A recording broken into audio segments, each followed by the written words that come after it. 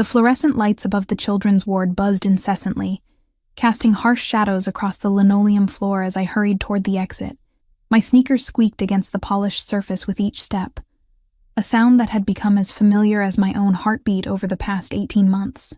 The smell of antiseptic and floor cleaner clung to my scrubs, but beneath it lingered something sweeter. The strawberry shampoo I'd used to wash Lucas's hair this morning before his chemotherapy session. 11 hours. That's how long my shift had been today, and my feet screamed in protest as I pushed through the heavy glass doors into the Brooklyn night. The cool October air hit my face like a slap, carrying with it the scent of exhaust fumes and something that might have been rain. I pulled my worn cardigan tighter around my shoulders, the fabric thin from too many washes, but still soft against my skin. The parking garage stretched before me, dimly lit and mostly empty at this hour.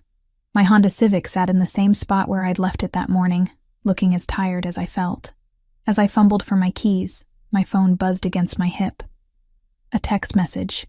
My heart clenched as I recognized the number. One I'd been dreading to see.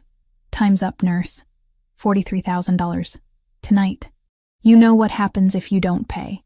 My hands trembled as I read the words again, each digit of that impossible sum burning itself into my retinas. $43,000. The cost of keeping my 5-year-old son alive, reduced to numbers on a screen that might as well have been asking for the moon. I leaned against my car, the metal cold even through my scrubs, and closed my eyes. How had it come to this? Lucas's leukemia diagnosis had shattered our world into before and after, and the after had been nothing but a relentless march through specialists and treatments and insurance claims that covered exactly 60% of everything. The other 40% had fallen on my shoulders like stones, each one heavier than the last. When the medical bills started piling up and the bank refused my loan application for the 3rd time, I'd made a choice that haunted my sleep. Vince Caruso and his men weren't the kind of people you borrowed money from if you had any other option. But watching your child fade away while doctors talked about experimental treatments that cost more than most people's houses had a way of making desperate choices seem reasonable. "Mommy, are the bad men going to come to our house again?" Lucas had asked me just 2 weeks ago. His green eyes, so much like mine, wide with the kind of fear no 5-year-old should carry. I'd smoothed his dark hair and promised him they wouldn't, but we both knew I was lying. Another buzz, another text. "Corner of 5th and Industrial, 1 hour, come alone. Industrial District." Even the name sounded ominous. It was the part of Brooklyn where legitimate businesses went to die, replaced by warehouses and auto shops that stayed open too late and asked too few questions. Not the kind of place a 26-year-old pediatric nurse should be walking around at 11:30 at night. But what choice did I have? The late shift at the hospital paid time and a half. And every dollar mattered when you owed money to men who collected debts with baseball bats and tire irons. Mrs. Chen from 4B was watching Lucas tonight like she had so many other nights, her kind eyes never judging me for the hours I kept, or the shadows under my eyes that makeup couldn't hide anymore. I started the car, the engine coughing to life with a sound that reminded me it needed maintenance I couldn't afford. The radio crackled with static as I pulled out of the parking garage, the city lights blurring into streaks of gold and red as my eyes filled with unshed tears. Crying was a luxury I couldn't afford right now. I needed to be strong. Needed to find a way to negotiate with Vince. Maybe buy myself another week or two. The streets grew darker as I drove deeper into the industrial district. Legitimate businesses giving way to shuttered storefronts and buildings that looked like they were held together by graffiti and stubbornness. My GPS directed me through a maze of narrow streets that seemed designed to swallow people whole, each turn taking me further from safety and deeper into a world I didn't belong in. 5th and Industrial turned out to be a corner dominated by a chain-link fence and the kind of streetlight that flickered more than it illuminated. I parked across the street, my hands gripping the steering wheel so tightly my knuckles went white. 3 men stood in the shadows cast by a brick building, their cigarettes glowing like orange eyes in the darkness. Vince Caruso was easy to spot. Tall and lean with thinning hair and the kind of smile that never reached his eyes. The 2 men flanking him were broader, built like refrigerators with faces to match. I'd seen them before, during previous negotiations that had ended with me promising money I didn't have, and them promising consequences I didn't want to think about. My phone buzzed again. "Get out of the car." I took a deep breath, tasting fear on my tongue like copper pennies, and opened the door. The street was quieter than a cemetery, the only sound the distant hum of traffic from the highway and the click of my footsteps on broken asphalt. As I crossed the street, I could see Vince's smile widening, and everything inside me screamed to run. "Sofia Martinez," he said, my name sounding like a curse in his mouth. "Right on time. You always were punctual." "I need more time," I said, hating how small my voice sounded in the vast emptiness of the street. "Lucas is responding well to treatment, but the insurance—" "Save it," one of his men interrupted, stepping closer. I could smell cigarettes and something else on his breath, something sharp and medicinal. "Boss doesn't want to hear about your kid's problems anymore." Vince held up a hand, and the man stepped back immediately. "Now, Tommy, let's be civilized here. Sofia's a good customer, always polite, always tries to pay something." His eyes met mine, cold and calculating. "But good intentions don't pay for my time, sweetheart, and my time is expensive. I can give you 2,000 now," I said, my voice steadying slightly. It was every dollar in my savings account, money I'd been hoarding for Lucas's next round of treatments. "And another 1,000 next week. 41,000 short," the third man said, his voice like gravel in a cement mixer. "That's insulting." The word hung in the air between us like a threat. I watched as Vince's expression shifted, the practiced patience melting away to reveal something hungrier underneath, something that made my skin crawl and my heart hammer against my ribs. "You know what I think, Sophia?" Vince stepped closer, close enough that I could see the gold in his front tooth when he smiled. "I think you're not taking this seriously. I think you believe this is some kind of charity case, and we're going to keep extending deadlines out of the goodness of our hearts." "That's not—" I started, but he cut me off with a gesture. "Tommy, explain to the nurse what happens to people who don't take us seriously."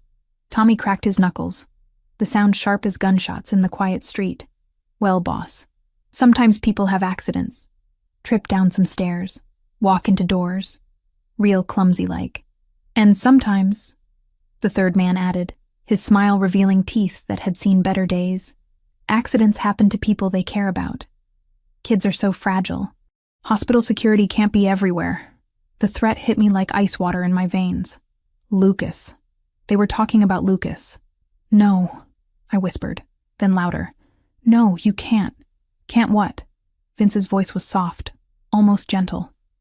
"Can't collect what's owed to us? Can't make sure our investments are protected? You came to us, remember? You begged us for help when the banks turned you away." He was right. I had begged, gotten on my knees in this very neighborhood, and pleaded for the money that would give my son a fighting chance. And now that same money was a noose around both our necks. "Run!" The word came from somewhere deep in my chest, some primal part of me that recognized predators when they circled.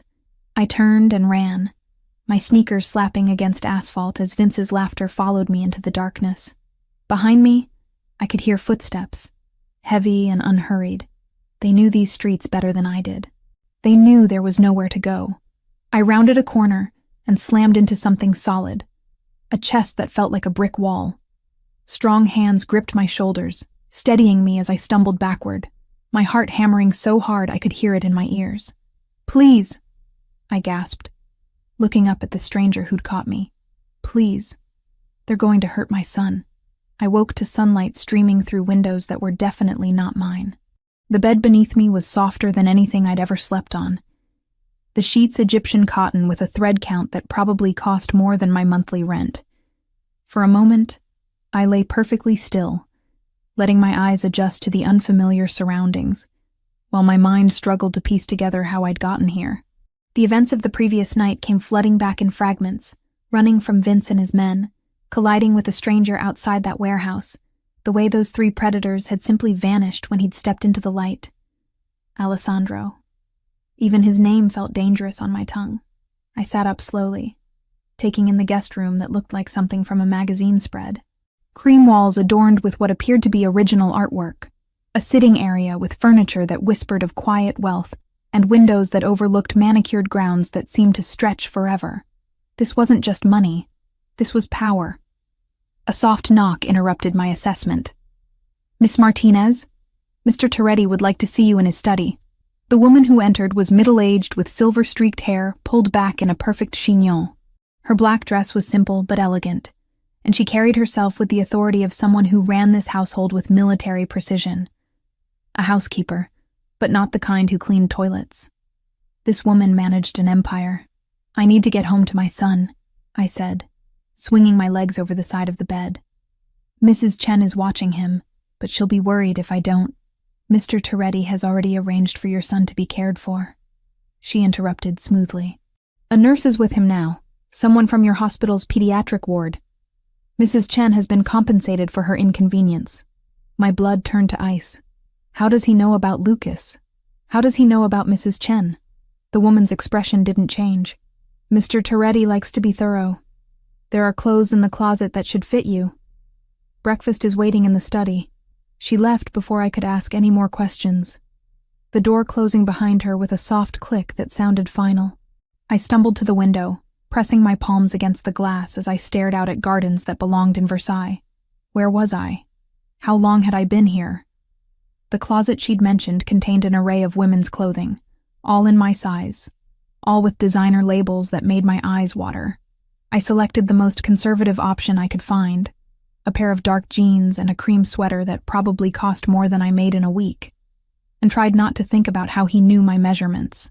The hallway outside my room was a study in understated elegance. Marble floors gleamed under crystal chandeliers, and the walls were lined with paintings that looked like they belonged in museums. My footsteps echoed despite my best efforts to walk quietly, the sound announcing my presence to anyone who might be listening.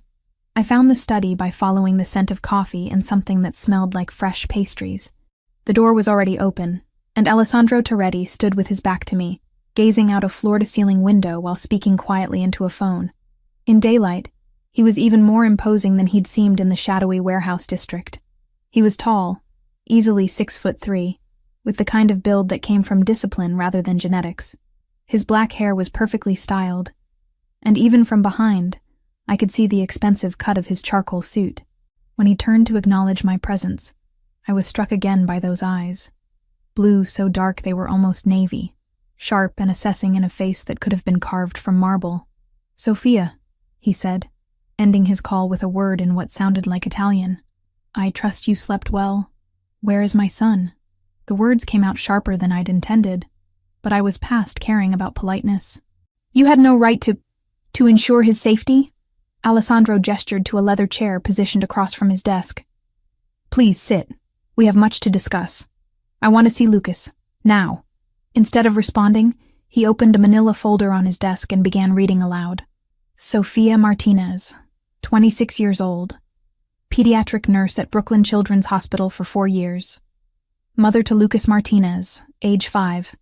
Diagnosed with acute lymphoblastic leukemia 18 months ago. Father unknown.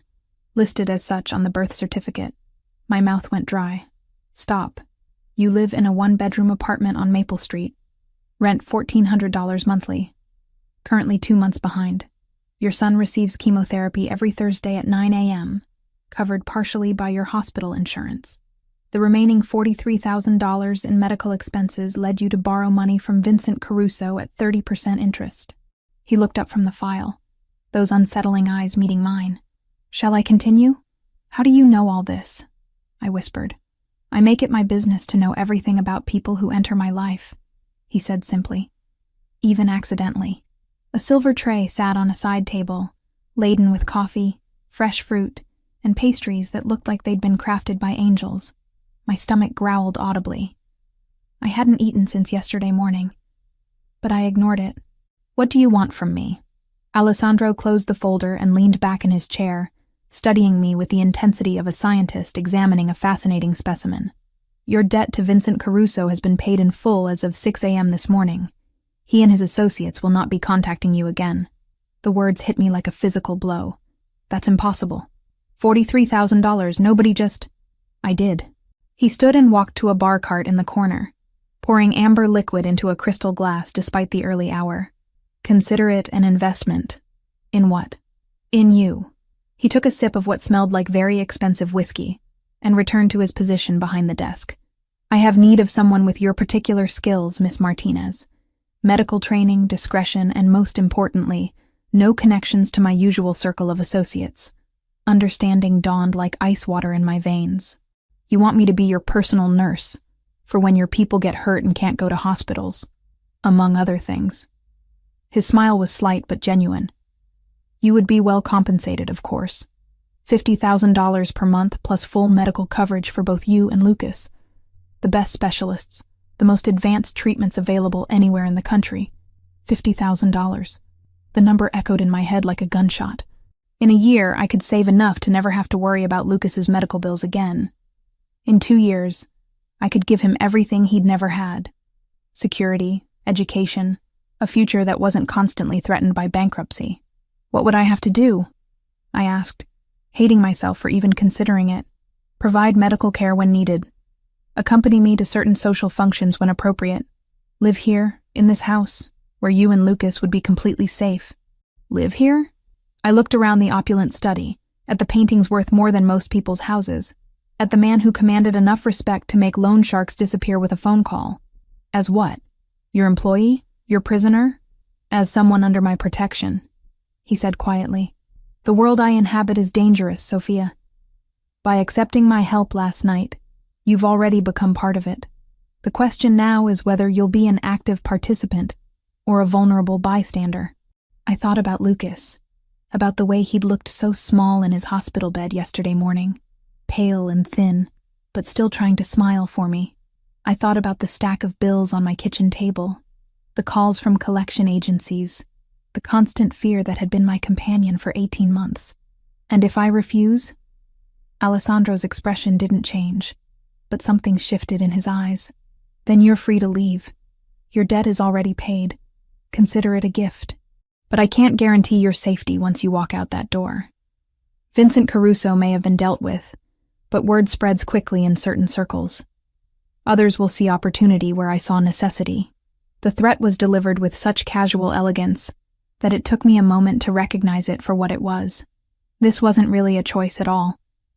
It was an ultimatum wrapped in silk and tied with a golden ribbon. I need to think about it, I said finally.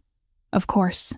He walked to the door and opened it, signaling that our conversation was over. Take all the time you need. Your son is being well cared for, and you're welcome to call him whenever you'd like. Mrs. Romano will show you around the grounds. As I stood to leave, he spoke again, his voice softer. Sophia, the men who threatened your child last night will never trouble you again. That much I can promise you. I paused at the threshold, looking back at him. Why are you doing this? Really? For a long moment, he was silent. Then, quietly, because I understand what it means to fight for family. And because I recognize strength when I see it, even when it's wrapped in desperation. The door closed behind me with a soft click, leaving me alone in the hallway with the weight of an impossible decision and the growing certainty that my life had just changed forever. 3 days. That's how long I'd been living in Alessandro Toretti's mansion, and I still felt like an imposter every time I walked down those marble hallways. The guest suite had become my temporary prison, decorated in soft blues and creams that should have been soothing, but only reminded me that I was living in a gilded cage. I'd spoken to Lucas twice each day, always with Mrs. Romano standing discreetly nearby, always with the knowledge that my conversations were being monitored. He sounded good, better than he had in weeks. The private nurse Alessandro had arranged was apparently some kind of miracle worker, keeping Lucas engaged with educational games while managing his medication schedule with military precision. Mommy, when are you coming home? He'd asked during our morning call, his 5-year-old voice carrying that particular blend of confusion and loneliness that made my chest ache. Soon, sweetheart, I'd lied, staring out at gardens that probably cost more to maintain than my annual salary. Mommy's just taking care of some work things. Now, as evening painted the sky in shades of amber and rose, I found myself in the mansion's library, a room that belonged in an Ivy League university rather than someone's private home. Floor-to-ceiling shelves held thousands of volumes, many of them first editions that probably cost more than most people's cars. I'd been hiding here for hours, trying to lose myself in medical journals while avoiding the man who owned this place. Interesting reading? Alessandro's voice made me jump, the journal slipping from my hands and clattering to the floor. He stood in the doorway, having somehow entered without making a sound despite his size. He'd changed since morning. Gone was the formal business suit, replaced by dark jeans and a black sweater that clung to his frame in ways that made it difficult to concentrate. "Just catching up on recent research," I said, bending to retrieve the fallen journal. "Pediatric oncology advances." He moved into the room with that predatory grace I was beginning to recognize, settling into the leather armchair across from my reading nook. "For Lucas?" I nodded, not trusting my voice. The way he said my son's name, with genuine concern, rather than the calculating tone he used for business, did something strange to my insides. "The nurses report he's responding well to the adjusted medication protocol," Alessandro continued, accepting a glass of wine from Mrs. Romano, who had appeared as silently as he had. "Dr. Chen believes the new treatment combination shows significant promise." My head snapped up. "Dr. Chen? As in Dr. Patricia Chen from Memorial Sloan Kettering? You know her reputation." I stared at him in shock. Dr. Chen was one of the foremost pediatric oncologists in the country. Getting an appointment with her usually required waiting lists measured in months, connections I could never hope to have, and insurance approvals that were nearly impossible to obtain. "How?" I whispered. "I made a phone call." He sipped his wine, watching my reaction over the rim of his glass. "She's been consulting on Lucas's case since yesterday, pro bono, as a favor to a mutual acquaintance." Tears burned behind my eyes, but I refused to let them fall. "You can't keep doing this. Throwing money around, pulling strings, trying to buy my compliance with expensive favors. Is that what you think this is?" Alessandro leaned forward, his dark blue eyes intense. "An attempt to purchase your cooperation? Isn't it?" I stood abruptly, pacing to the window where I could see security guards patrolling the perimeter like well-dressed sentries. "The debt payment, the specialist, this house. It's all designed to make me dependent on you. You already were dependent, Sophia." His voice was quiet, but there was steel underneath the silk.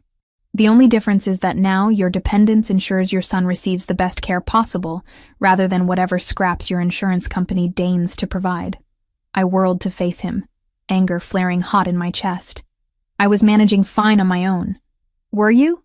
He stood as well, closing the distance between us in 3 long strides.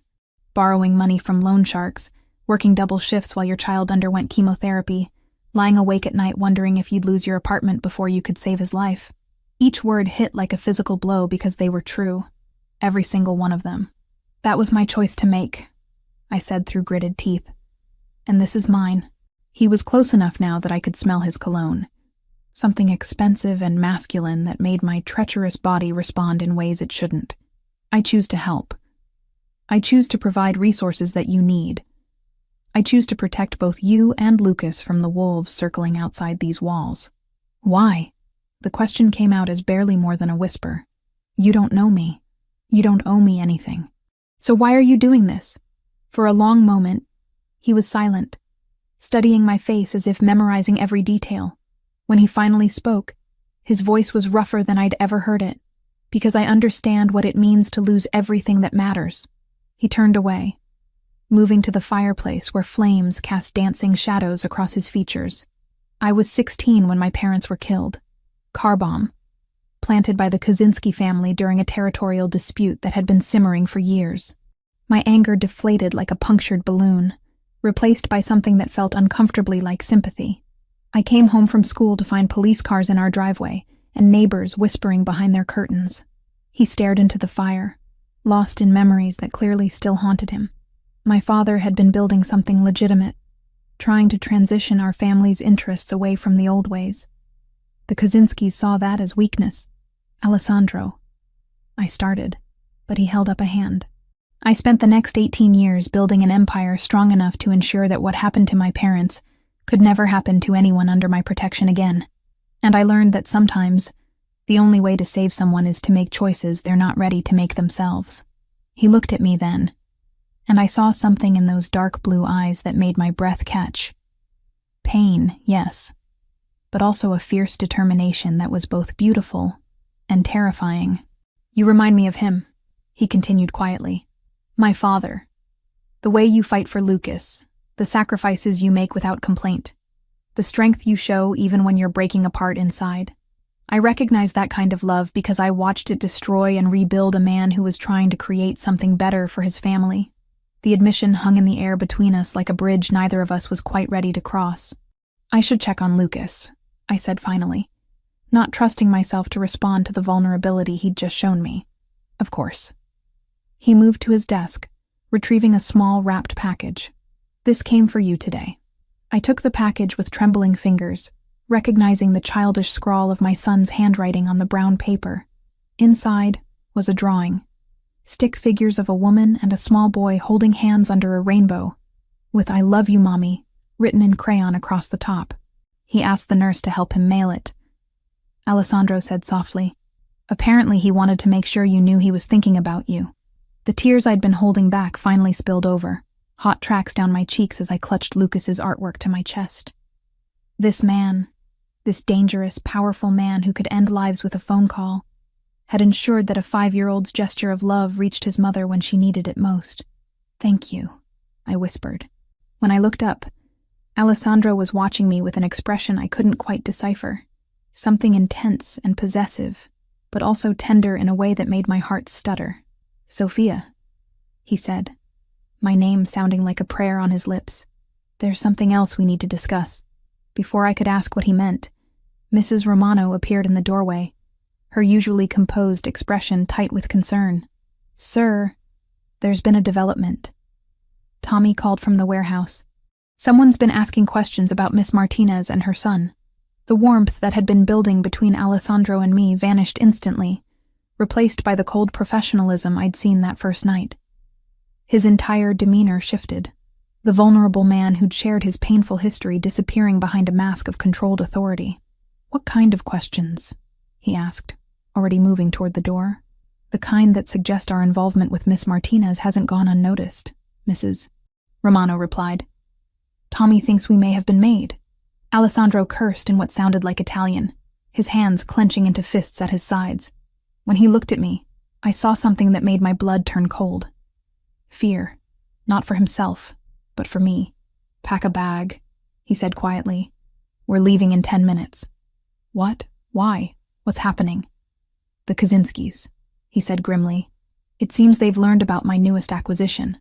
The pediatric wing of Brooklyn Children's Hospital felt different when you were walking through it with a dozen armed men trying to look inconspicuous. Alessandro's security team had spread themselves throughout the corridors, some dressed as maintenance workers, others posing as visiting family members, but I could feel their presence like electricity in the air, coiled and ready to spring. Lucas is in room 314, I told Alessandro, as we stepped off the elevator. His chemotherapy session should be finishing soon. He nodded, his hand resting lightly on my lower back as we walked. The gesture was possessive, but also protective, and I found myself leaning into his touch despite every rational part of my brain screaming warnings. 3 days in his world had changed something fundamental inside me, shifting my perspective in ways I wasn't ready to examine too closely. Mommy! Lucas's voice rang out as we approached his room, and my heart clenched at the pure joy in that single word. When I pushed open the door, he was sitting up in the treatment chair, IV line still connected to his port, but color in his cheeks that hadn't been there in months. Hey, baby. I rushed to his side, careful not to disturb the tubing as I wrapped him in my arms. He smelled like strawberry shampoo and that antiseptic hospital scent, but underneath it was something else. Health, maybe. Hope. Look, Mommy. He held up a tablet displaying some kind of educational game. Ms. Jennifer taught me about the solar system. Did you know Jupiter has 79 moons? I did not know that, I said, fighting back tears as I smoothed his dark hair. He looked so much better than when I'd last seen him. Stronger, more like the energetic little boy he'd been before the cancer tried to steal his childhood. Ms. Jennifer, this is my mommy, Lucas announced proudly to the nurse who was monitoring his treatment. She works at a hospital too, but for all the kids, not just me. The nurse, Jennifer apparently, smiled warmly. Your mom and I have spoken on the phone, and this must be Mr. Alessandro. She extended her hand to Alessandro, who had been standing quietly in the doorway. Lucas has told me a lot about you. All good things, I hope, Alessandro said, stepping forward to shake her hand. When he approached Lucas's chair, his entire demeanor softened in a way that made my chest tight. How are you feeling today, champion? Really good, Lucas beamed. Ms. Jennifer says my numbers are the best they've been since I got sick, and Dr. Chen showed me pictures of my blood cells on her computer. They look like little fighting soldiers. Alessandro's eyes met mine over Lucas's head, and I saw something there that made my breath catch. Genuine affection for my son, not the calculated interest of someone playing a part, but real warmth. That's wonderful news, Alessandro said, crouching down to Lucas's eye level. Dr. Chen is one of the best doctors in the world. If she says your soldiers are winning, then they are. Are you my mommy's boyfriend? Lucas asked, with the blunt curiosity that only 5-year-olds possessed. Heat flooded my cheeks. Lucas, that's not... He's a friend, Alessandro said smoothly. A very good friend who cares about both you and your mommy very much. Before Lucas could ask any more embarrassing questions, Jennifer finished disconnecting his IV and began gathering her supplies. All done for today. You can go home whenever you're ready. Actually, Alessandro said, his voice taking on that careful tone I was learning to recognize. We need to make a slight change to the pickup routine. I was about to ask what he meant when I saw it. A man in a janitor's uniform mopping the same spot in the hallway for the 3rd time, his eyes constantly scanning the area around Lucas's room. But it wasn't one of Alessandro's men. The build was wrong, the movements too tense. Alessandro saw him too. I could tell by the way his posture shifted almost imperceptibly, his hand moving to rest inside his jacket. Ms. Jennifer, he said quietly, I need you to take Lucas to the playroom for a few minutes. There's a security concern we need to address. The nurse looked confused, but professional. Of course. Come on, Lucas. Let's go see if they have any new puzzles. But I want to stay with Mommy, Lucas protested, picking up on the sudden tension in the room, even if he didn't understand it. I'll be right behind you, sweetheart, I promised, kissing his forehead. Go with Ms. Jennifer.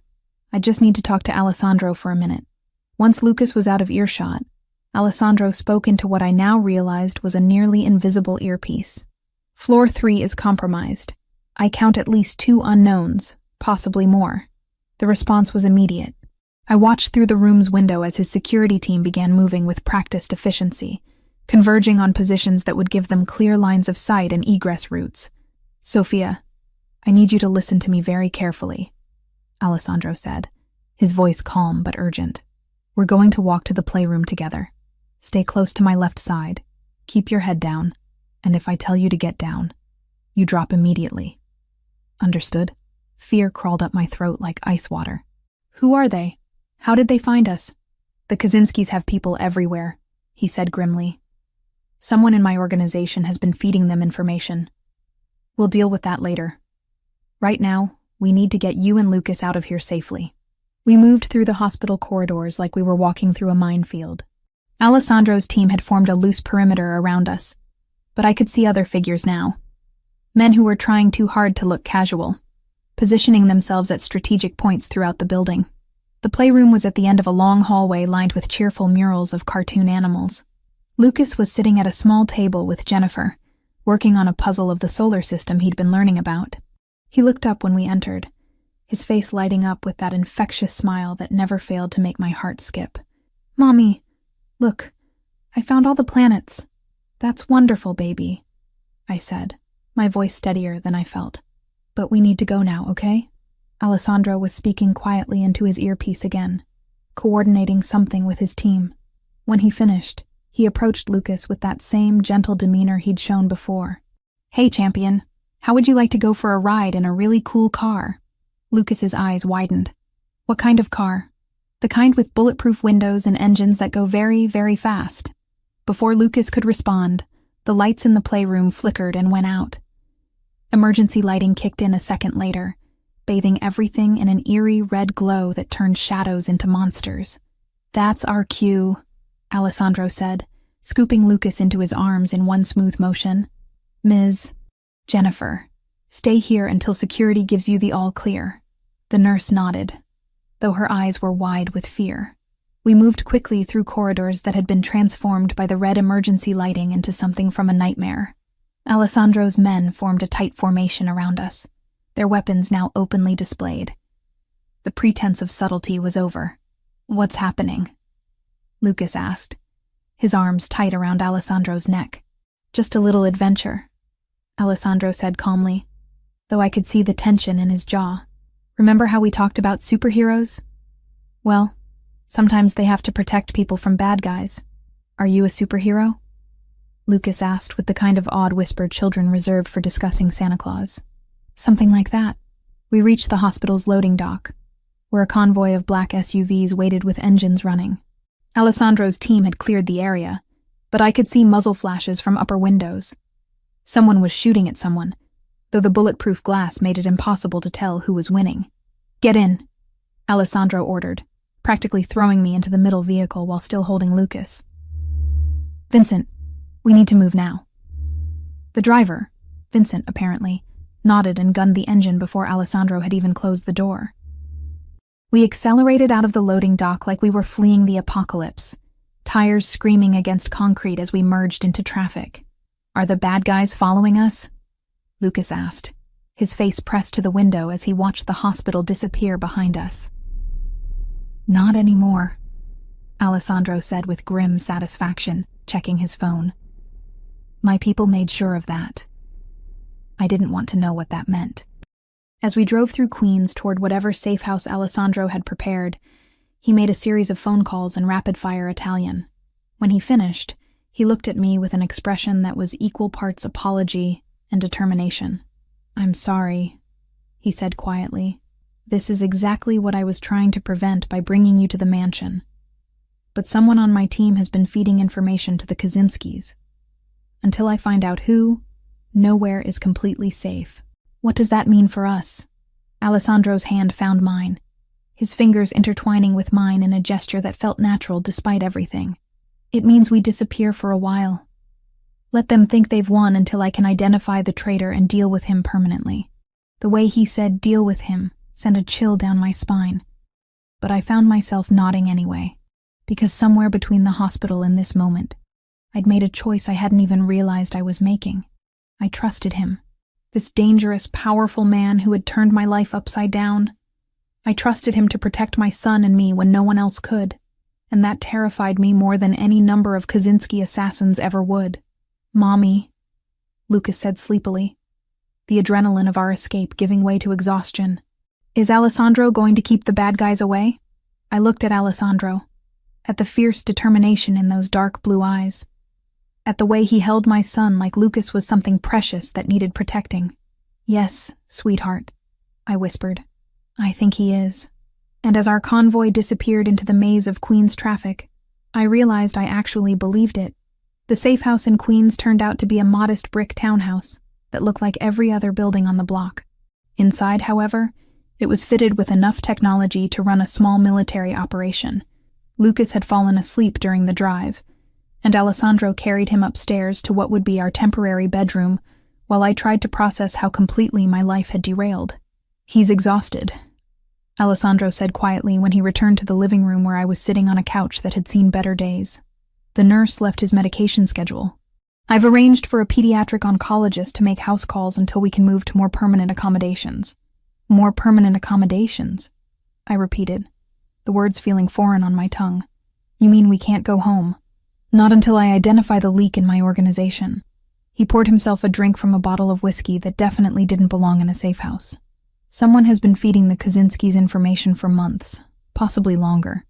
Until I root out the traitor, you and Lucas remain targets." I rubbed my temples, feeling a headache building behind my eyes. This is insane. 2 weeks ago, my biggest worry was making rent. Now I'm living in a safe house because Russian mobsters want to use me as leverage against a man I barely know.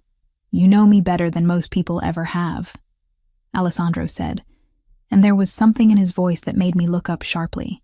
"Do I? Because right now, I'm not sure I know anything at all."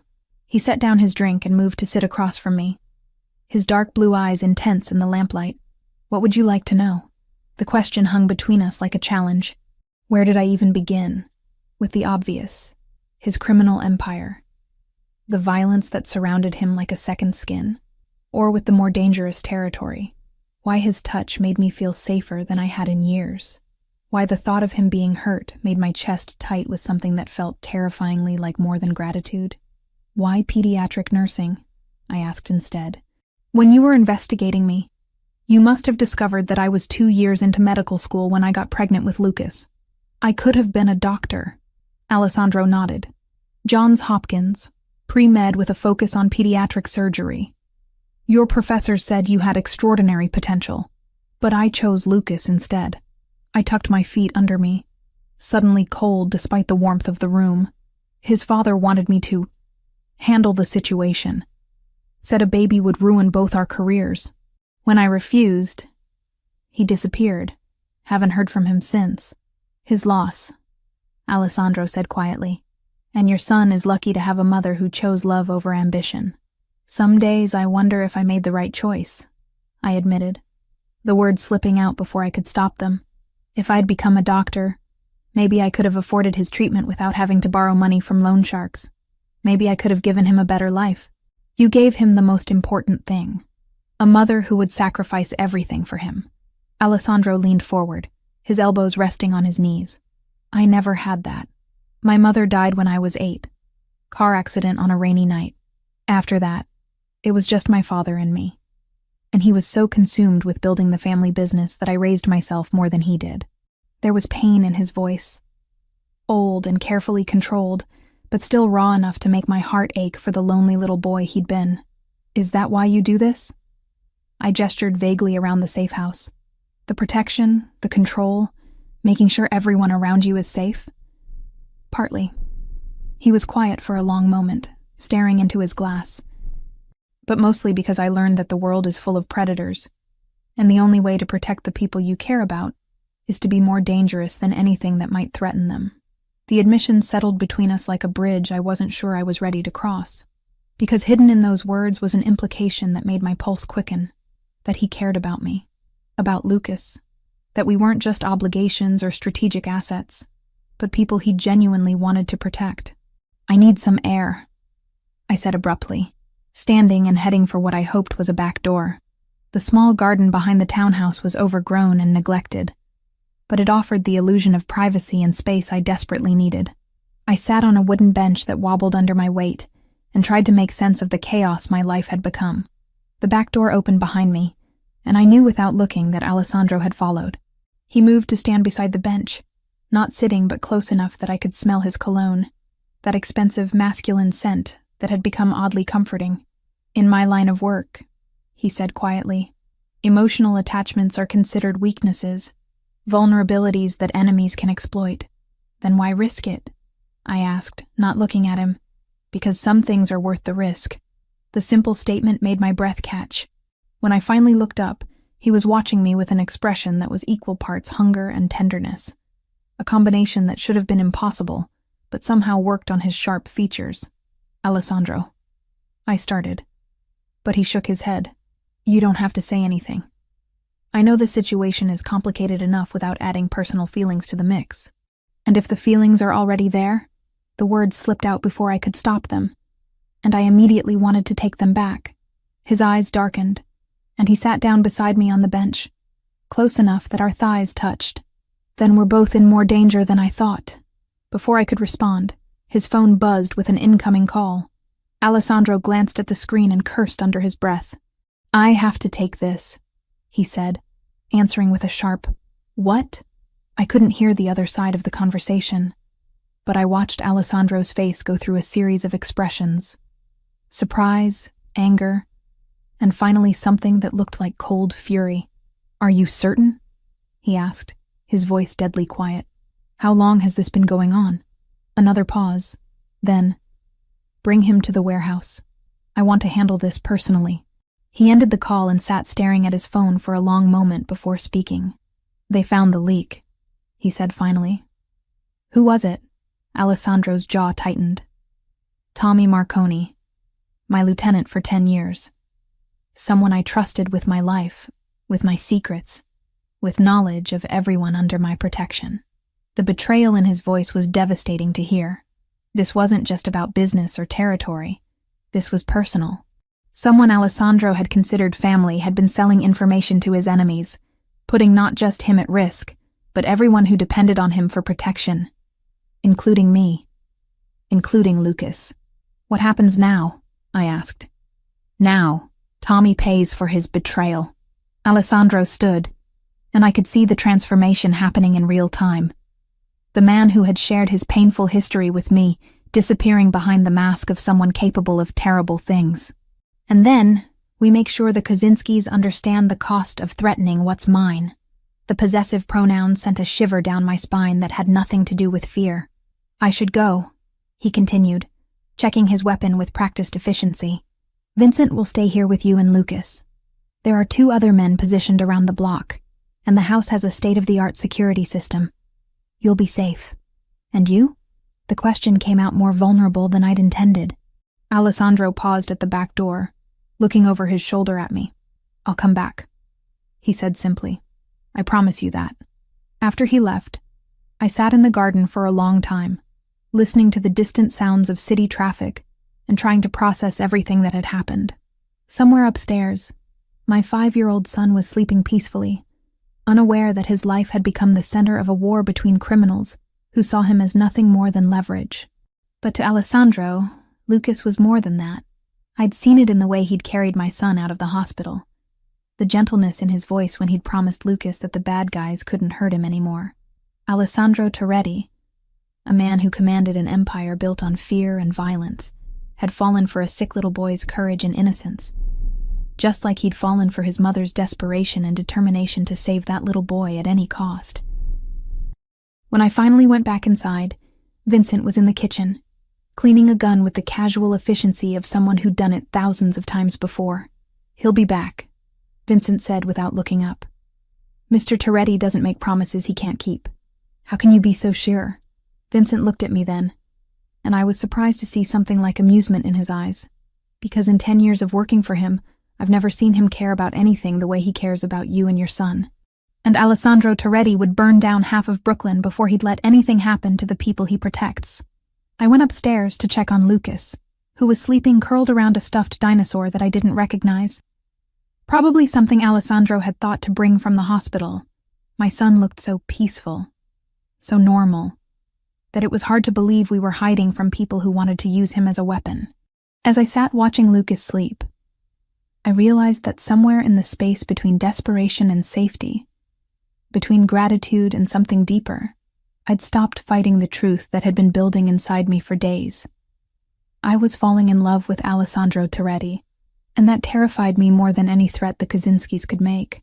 Alessandro didn't come back that night, or the next day. By the time 48 hours had passed without word, I was pacing the safe house like a caged animal, jumping at every creak of the old building's settling bones. Vincent maintained his post with professional calm, but I caught him checking his phone more frequently as the hours stretched on. "This is normal," he assured me when he found me staring out the living room window for the 100th time. "Sometimes these things take longer than expected." "What things?" I demanded. "What exactly is he doing?" Vincent's expression shuddered. "Nothing you need to worry about." But I was worrying. I was worrying about what Alessandro might be doing to Tommy Marconi, what the Kaczynskis might be planning in retaliation, and most dangerously, what it meant that my heart clenched with genuine fear every time I thought about Alessandro being hurt. Lucas, thankfully, seemed oblivious to the tension. He'd adapted to our temporary living situation with the resilience that only children possessed, turning the safe house into his personal playground while maintaining his medication schedule with the help of Dr. Patterson, the pediatric oncologist Alessandro had somehow convinced to make house calls. "Mommy, when is Alessandro coming back?" Lucas asked on the 3rd morning, looking up from the tablet where he was playing an educational game about marine biology. "Soon, sweetheart," I said, hoping I wasn't lying. "Good. I want to show him the whale facts I learned." The simple statement twisted something in my chest. In less than a week, Alessandro had somehow become important to my son, not just as a protector, but as someone Lucas genuinely cared about, someone he looked up to and wanted to impress, just like his mother. I was still processing that uncomfortable truth when my phone rang. Alessandro's number flashed on the screen, and I answered so quickly I nearly dropped the device. Sophia. His voice was rough, like he'd been shouting or hadn't slept. Are you and Lucas safe? We're fine. Where are you? Vincent said. Vincent doesn't know everything. There was noise in the background. Voices, machinery, something that sounded like construction. I need you to listen carefully. In about 6 hours, Viktor Kaczynski is going to make a move. I've disrupted his operation significantly, and he's going to respond by trying to take what he thinks I value most. Ice flooded my veins. Us. Yes, but I'm not going to let that happen. His voice hardened. Vincent has instructions to move you to a secondary location if I'm not back by 4 p.m. You're to go with him without argument, no matter what you might hear or see. Alessandro, what's going on? What did you do? Silence stretched across the connection, filled only by that background noise that I was beginning to think might be screaming. I did what was necessary, he said finally. Tommy is no longer a problem. Neither are the 3 Kaczynski soldiers he'd been feeding information to, but Viktor knows I'm coming for him now, and desperate men do desperate things. Come back, I whispered. Whatever you're planning, whatever you think you need to do, just come back. We'll figure out another way. There is no other way, Sophia. His voice softened slightly. This ends now, one way or another, but I need to know you and Lucas are safe before I can finish it. The line went quiet, and for a moment I thought he'd hung up. Then, I love you. The words hit me like a physical blow, stopping my breath in my throat. Not just because he'd said them, but because of how he'd said them. Like a goodbye. Alessandro, I love you, he repeated stronger this time. And I love that little boy who asks about whale facts and calls me a superhero. I need you to know that, in case. Don't. Tears were streaming down my face now. Don't you dare say goodbye to me. Then don't let this be goodbye. His voice was steady now, controlled. When this is over, when you're both safe, I want to take you home. To our home. I want to wake up next to you every morning and help Lucas with his homework and maybe give him a little brother or sister to boss around. The future he was painting was beautiful and terrifying and completely impossible, except that I found myself wanting it with a desperation that rivaled my need to keep Lucas alive. Come back to us, I said through my tears. Whatever it takes, just come back. I'll try, he promised. But if I don't, you will. I was crying openly now, not caring that Vincent was watching from the kitchen doorway. You have to, because I love you too, you insane, dangerous, impossible man. And I'm not raising your son without his father. The silence that followed was different, charged with something that felt like hope rather than despair. My son? Alessandro's voice was barely above a whisper. If you want him, if you come back to us. Lucas asked me yesterday when you were going to officially become his daddy, and I realized I didn't have an answer because I'd been too scared to admit what I already knew. Sophia, I choose you, I interrupted, the words rushing out before I could lose my nerve. I choose this life, this crazy, dangerous world you live in. I choose you and whatever comes with loving you, because the alternative is living without you, and I can't do that anymore. Jesus, Sophia. His voice was rough with emotion. You don't know what you're saying. I know exactly what I'm saying. I'm saying I love you. I'm saying I want to be yours, officially and permanently and in every way that matters. I'm saying that if you die on me before we have a chance to figure out what this is between us, I will never forgive you. Another long silence. Then a sound that might have been laughter or a sob. Hold that thought. Alessandro said, I'm coming home. The line went dead, leaving me staring at my phone through tears that I couldn't seem to stop. Vincent approached slowly, like I might bolt if he moved too fast. He'll be back, Vincent said quietly.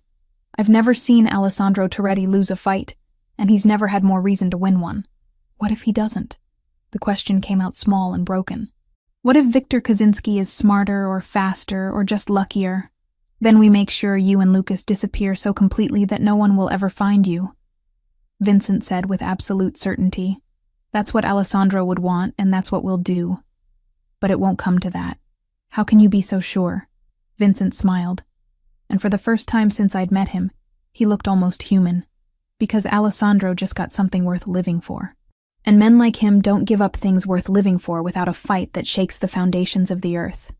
Over the next few hours, I tried to keep myself busy by helping Lucas with his studies and reviewing his medical charts with Dr. Patterson, but my mind kept drifting to Alessandro, to the future he'd painted for us, to the impossible choice I'd made to embrace a life I'd never imagined wanting.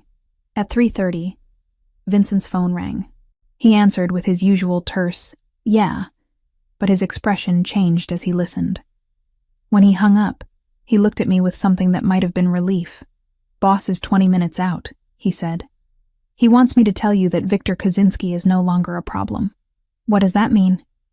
"It means," a familiar voice said from the front door, "that no one will ever threaten my family again." I turned to see Alessandro standing in the doorway, and my heart stopped. He was alive, whole, and looking at me like I was the most precious thing in the world. His suit was torn and stained with something I didn't want to identify. There was a cut above his left eyebrow, and his knuckles were scraped raw. But he was here. He was home. "Alessandro!"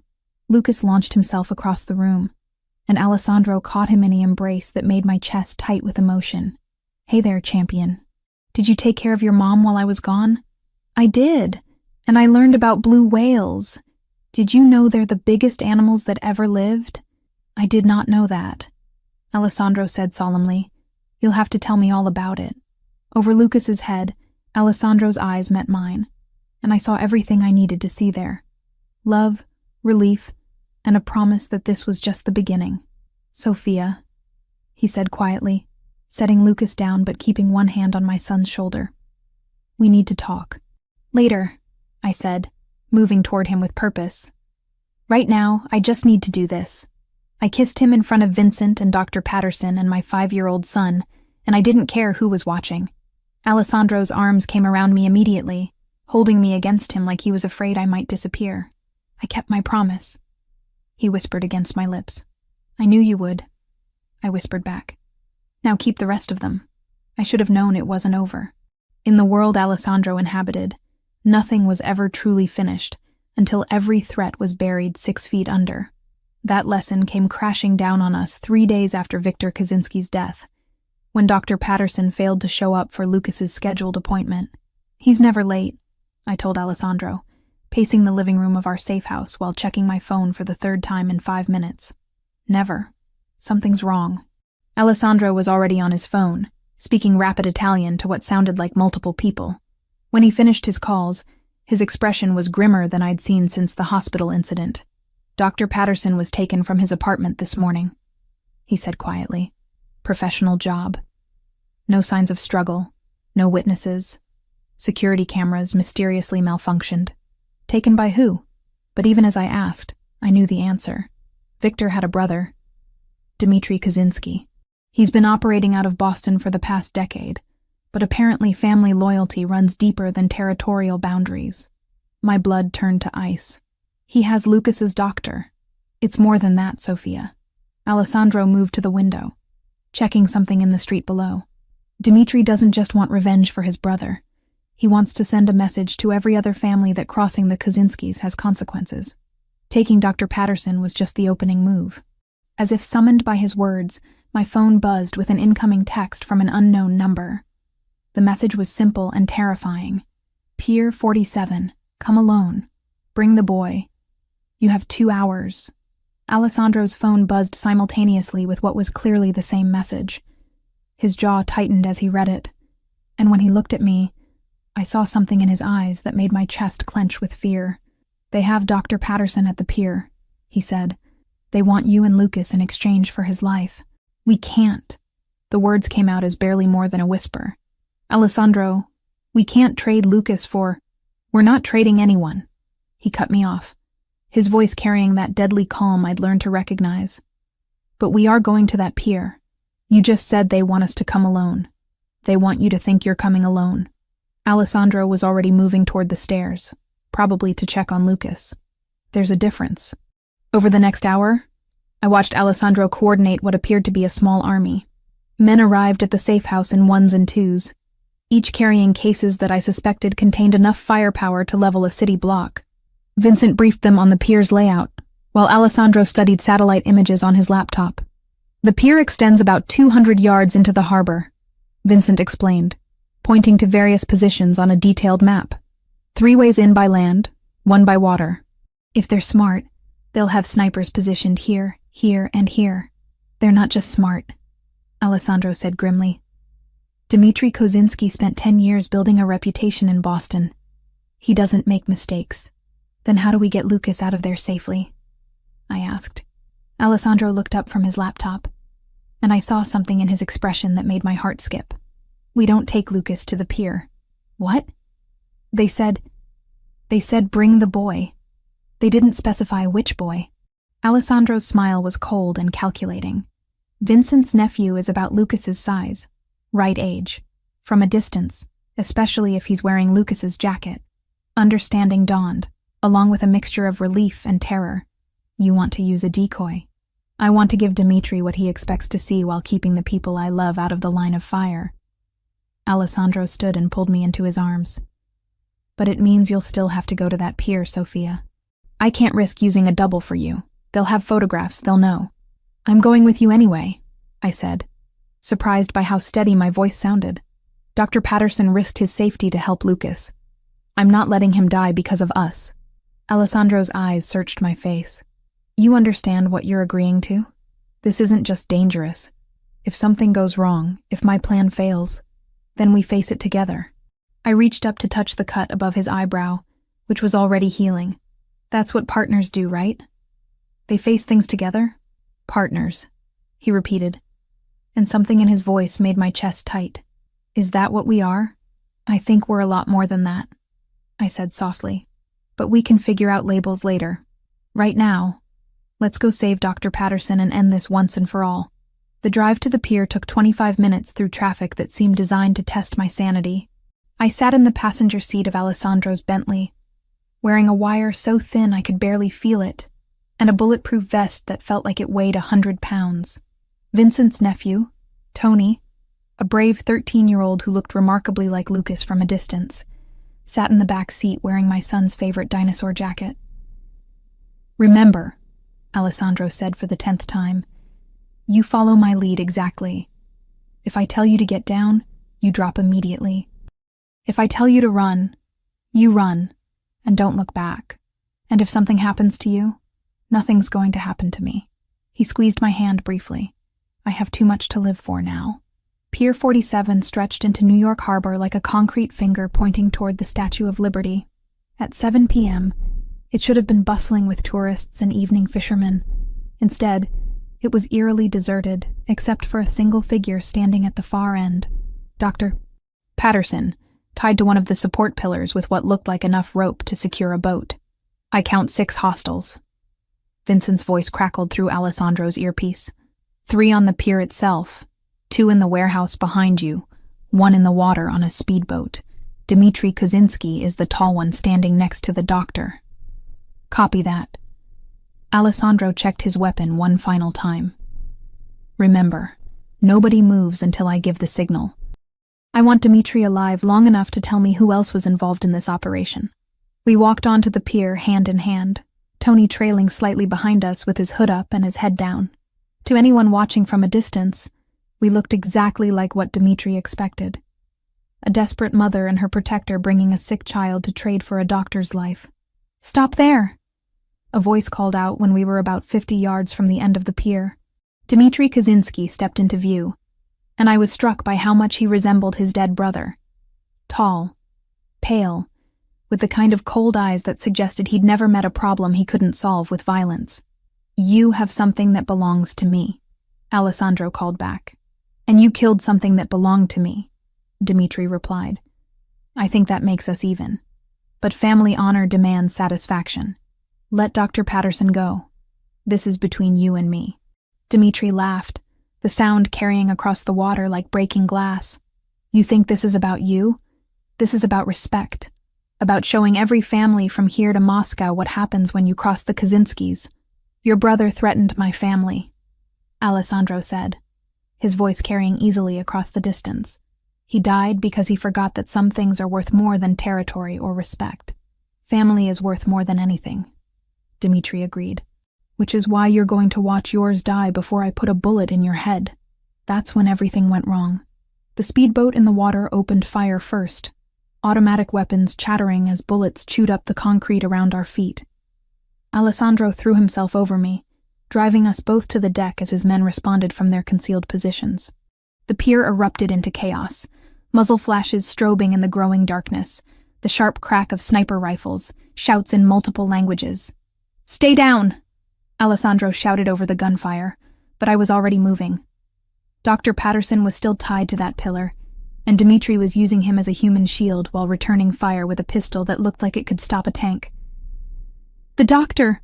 I yelled, pointing toward the end of the pier.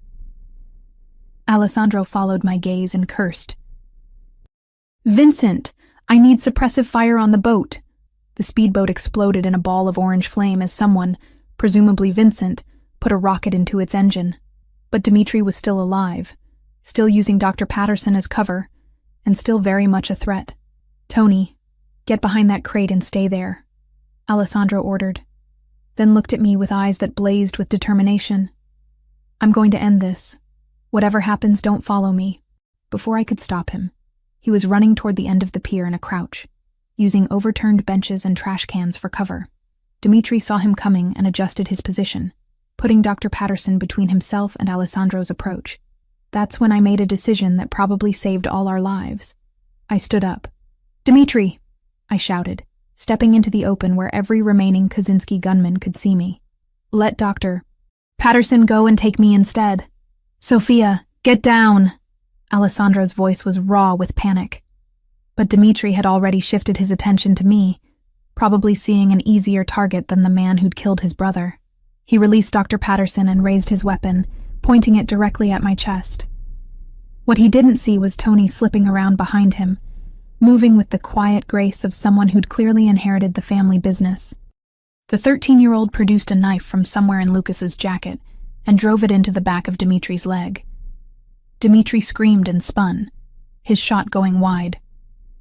Alessandro used the distraction to close the distance, tackling the Russian to the pier's deck in a move that sent both men dangerously close to the edge. They fought with the desperate intensity of men who knew only one of them would walk away. Dmitri was larger, but Alessandro fought with the fury of someone protecting his family. They rolled across the concrete, each trying to gain control of Dmitri's gun. The weapon discharged twice more, and I held my breath until I saw Alessandro roll away from Dmitri's suddenly still form. The Russian lay motionless, blood pooling beneath his head as waves lapped against the pier supports below. "It's over," Alessandro said, standing slowly and looking around at the sudden silence. "It's finally over." I ran to him, throwing my arms around his neck, despite the blood on his clothes and the exhaustion in his eyes. "Are you hurt?" "Nothing serious." He held me tight, his face buried in my hair. "Are you okay?" "Tony?" "We're fine." I pulled back to look at him, needing to see his face. "Is it really over?" Alessandro nodded, then looked past me to where Dr. Patterson was being freed by Vincent.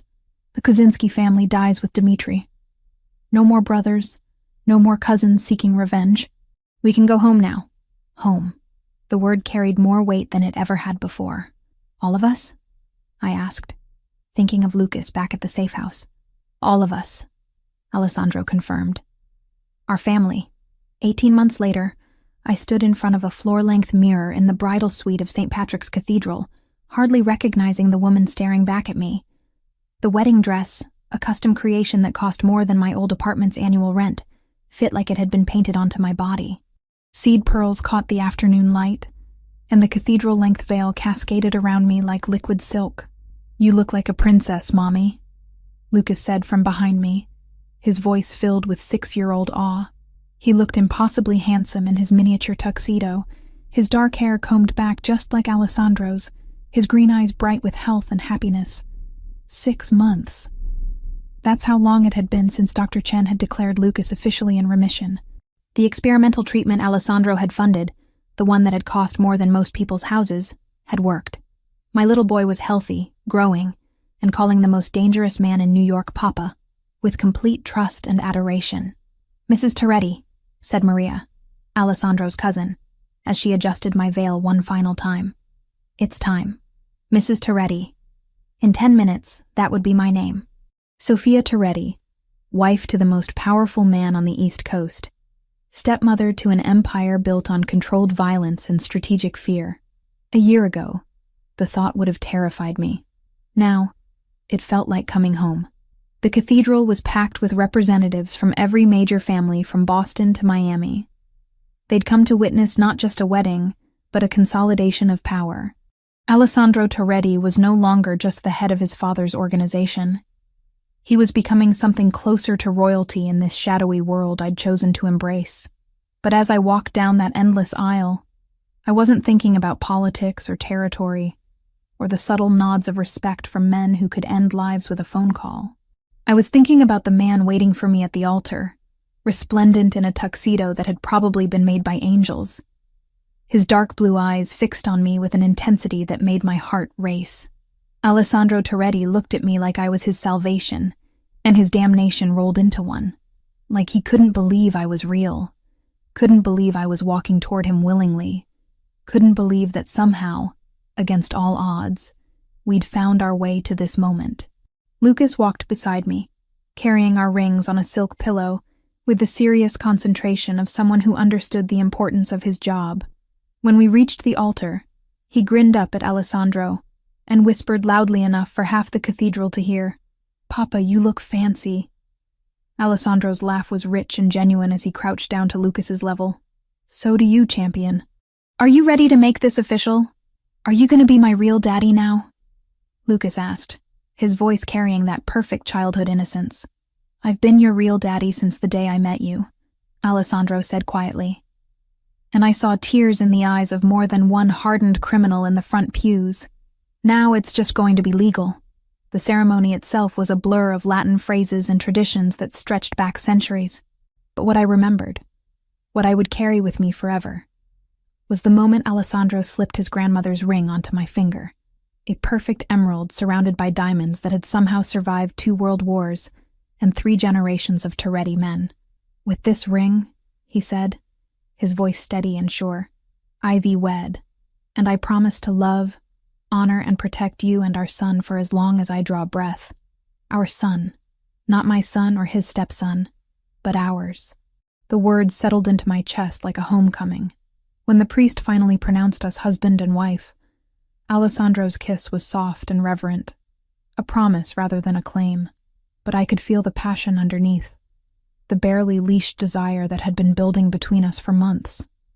Tonight, we would finally be truly together in every way that mattered. The reception was held at the Waldorf Astoria, in a ballroom that had been transformed into something from a fairy tale. Crystal chandeliers cast rainbow prisms across tables laden with flowers that probably cost more than most people's cars. The guest list read like a who's who of organized crime, but tonight they were just family and friends celebrating love. "So," said Vincent during the father-son dance, a tradition Alessandro had insisted on including for Lucas. "How does it feel to be the Queen of New York?" I watched my husband spinning our son around the dance floor, both of them laughing at something only they could hear, and felt something warm and perfect settle in my chest. "Like the luckiest woman alive," I said honestly. Later, during our first dance as husband and wife, Alessandro held me close and whispered in my ear, "Any regrets?" I looked around the ballroom at the faces watching us. Some friendly, some calculating, all respectful. These people now looked to me as their Don's wife, their first lady. I would help run charities that served as fronts for money laundering. I would host dinners where territorial agreements were negotiated over wine that cost more than cars. I would raise my son in a world where violence was always just under the surface, where bodyguards would be as much a part of his childhood as birthday parties and soccer games. "None," I said, surprising myself with how true it was. "You?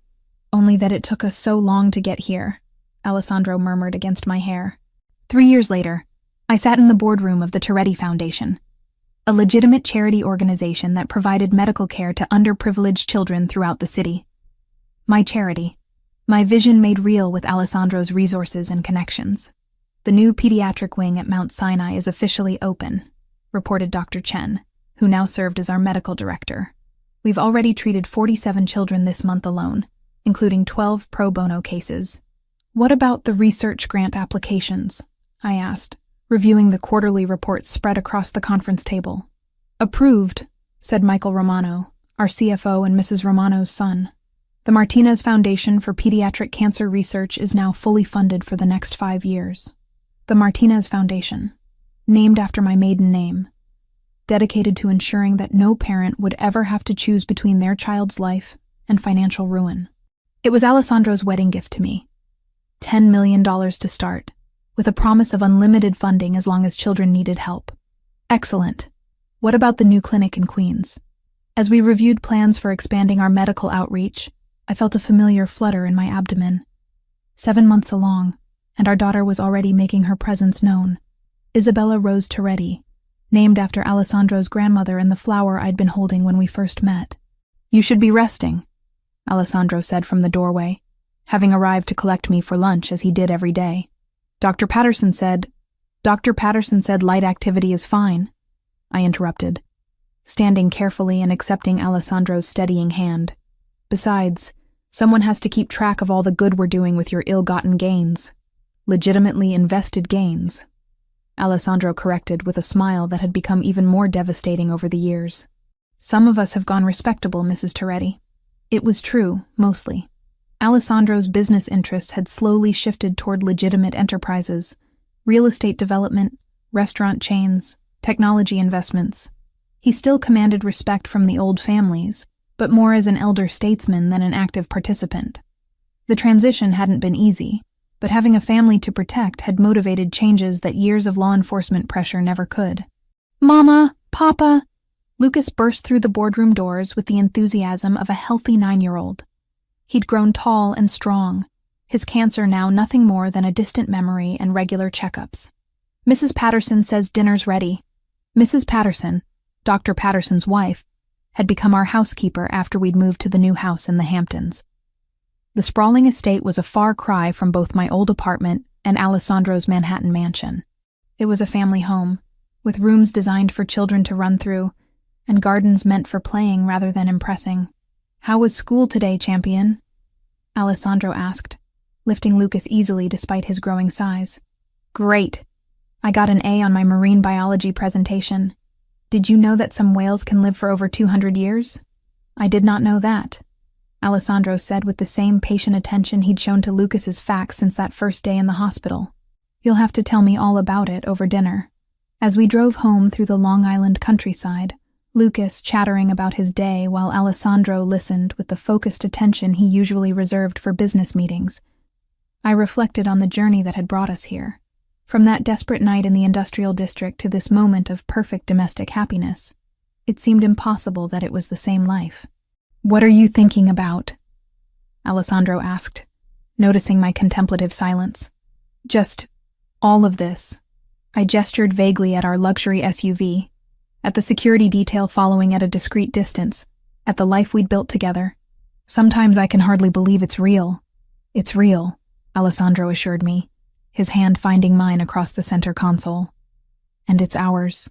All of it. The good, the complicated, the beautiful. Ours. That night, after Lucas was tucked into bed with a new book about ocean life, Alessandro and I sat on our terrace overlooking the gardens where our son played every day. The sun was setting over the Sound, painting the sky in shades of gold and crimson that would have made me cry if I weren't already so perfectly happy. Any regrets? Alessandro asked, echoing the question from our wedding night. I placed his hand on my rounded belly, where our daughter was performing what felt like acrobatics. Only that we can't go back and tell that desperate, terrified woman in Brooklyn that everything was going to work out better than she ever dared to dream. She wouldn't have believed us, Alessandro said with a smile. No, I agreed, laughing. She definitely wouldn't have. In the distance, Lucas's laughter carried on the evening breeze as he played with the neighbor's dog in our perfectly manicured garden. Security guards patrolled the perimeter with weapons hidden beneath expensive suits. My husband's empire continued to generate wealth through increasingly legitimate means. Our daughter kicked enthusiastically against my ribs, impatient to join the strange, wonderful family we'd created.